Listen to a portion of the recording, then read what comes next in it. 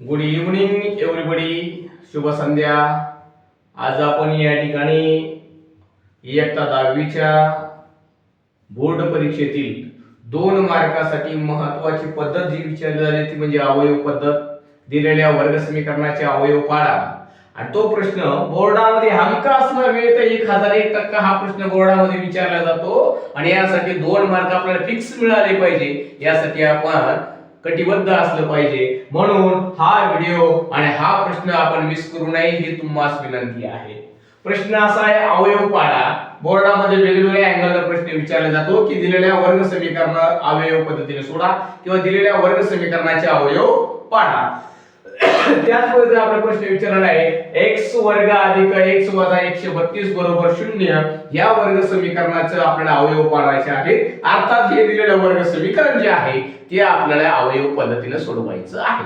आणि हा प्रश्न एसएससी बोर्डामध्ये अर्थात इयत्ता 10वीच्या बोर्ड परीक्षेमध्ये 2 मार्काला विचारला जातो. 2 मार्क मिळवायचे म्हणजे मिळवायचे. यात कोणीही तुमचा अर्धा मार्क काढू शकत नाही. यासाठी फक्त एकच काम करायचंय, आपण या गणिताकडे आणि दिलेल्या उदाहरणाकडे प्रॉपर लक्ष द्यायचं आहे. बघा प्रश्न आहे की x वर्ग अधिक x वजा 132 बरोबर 0 या वर्ग समीकरणाचे तुम्हाला अवयव पाडायचे आहे. अवयव म्हणजे काय? जसा माणूस असतो, माणसाचे शरीराचे अवयव असतात, हात, पाय, कान, नाक, डोळे आणि इतर वगैरे वगैरे, तसंच आपल्याला या समीकरणाचे अवयव पाडायचे आहे. काय म्हणतात? समीकरण आपलं x वर्ग अधिक x वजा 132 बरोबर 0. बघा बाळांनो, याला म्हणतात पहिलं पद, याला म्हणतात दुसरं पद, याला म्हणतात तिसरं पद. अर्थात याला स्थिर पद सुद्धा तुम्ही म्हणू शकता. काय लक्षात ठेवायचे? या ठिकाणी कोणताही कोएफिशियंट अर्थात सहगुणक नाही म्हणजे किती आहे? 1 आहे. लक्षात ठेवा, दुसऱ्या पदाची बेरीज किंवा वजाबाकी किती आली पाहिजे? धन 1. आणि याचाच बेरीज किंवा वजाबाकी न करता आपला गुणाकार किती आला पाहिजे? 132. बघा पहिल्या पदाचा विचार सोडून द्या, पण दुसऱ्या पदाच्या वेळेस तुम्हाला त्या अशा 2 संख्या निवडायचे, त्या संख्येचे असे 2 अवयव पाडायचे ज्याचा गुणाकार वजा 132 आणि त्याच संख्येची, दुसऱ्या नाही बरं का, त्याच संख्या ज्या संख्येचा गुणाकार हा वजा 132 आलाय त्याच संख्येची बेरीज किंवा वजाबाकी किती आली पाहिजे? धन 1. आपण विचार केलाय, तुम्ही फार हुशार आहात, मला माहिती आहे. तुमच्या डोक्यानं, तुमच्या बुद्धीनं आपण चालू, तुम्ही 0 मिनिटात अवयव पाडणार. 12 1 12 आणि 12 गुणिले 11. बघा 12 गुणिले 11 तुमचं गुणाकार येणार 132. प्रश्न राहिला चिन्हाचा, या वजा, हे धन आहे म्हणजे मोठ्याला धन, छोट्याला ऋण. प्लस मायनस मायनस, 11 1 11 आणि 11 12 वजा 132. 12 तून 11 गेले, एक मोठ्या संख्येत चिन्ह धनाला धन. हे मिळाले आपल्याला अवयव. इथपर्यंत काय अडचण? काय विचारायचं? काय पुसायचं? काय पुसून विचारायचं नाही. चला पुढे काय आपलं वर्ग समीकरण होतं x वर्ग अधिक x. या ठिकाणी बघा बाळांनो, हे मी सांगितलेली होती, तर काय होतं फक्त x आहे का नाही? या ठिकाणी होतं x वजा 132 बरोबर 0. काय अवयव मिळाले आपल्याला? हा x वर्ग जशाला तसा. 1 12 तून 11 गेले 1 म्हणजे या अवयव कशी मिळणार आपला? अधिक 12x वजा 11x वजा 132 बरोबर 0. इथपर्यंत काय अडचण? विचारायचं काय विचारायचं? नक्की नक्की. चला पुढे काय होईल आपलं? या 1 चे अवयव पाडले आपण. 12 तून 11 गेले 1. हा x वर्ग जो आहे बाळांनो, x वर्ग आपल्याला 2 चा वर्ग लिहायचा, तर आपण 2 कसा लिहितो? 2 चा वर्ग म्हणजे 2 गुणिले 2. तसा x चा वर्ग काय येणार? x गुणिला x.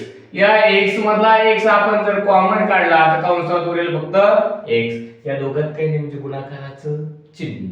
x गुणिले x, x चा वर्ग अधिक हा x ऑलरेडी कॉमन काढला, उरला फक्त 12. बघा x गुणिले x, x चा वर्ग अधिकला अधिक 12 गुणिले x 12 चा x वजा हा 11 जशाला तसा ठेवायचा.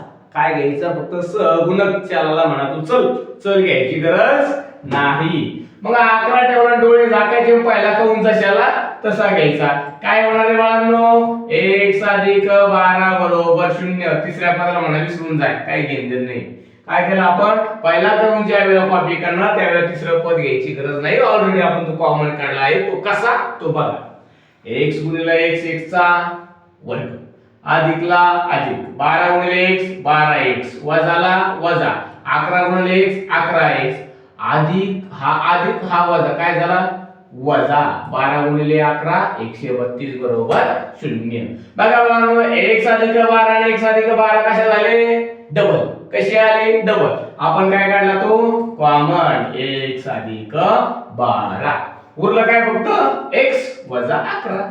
x वजा 11 बरोबर 0. या शून्याची जोडी दोन्ही कंसाला लावा.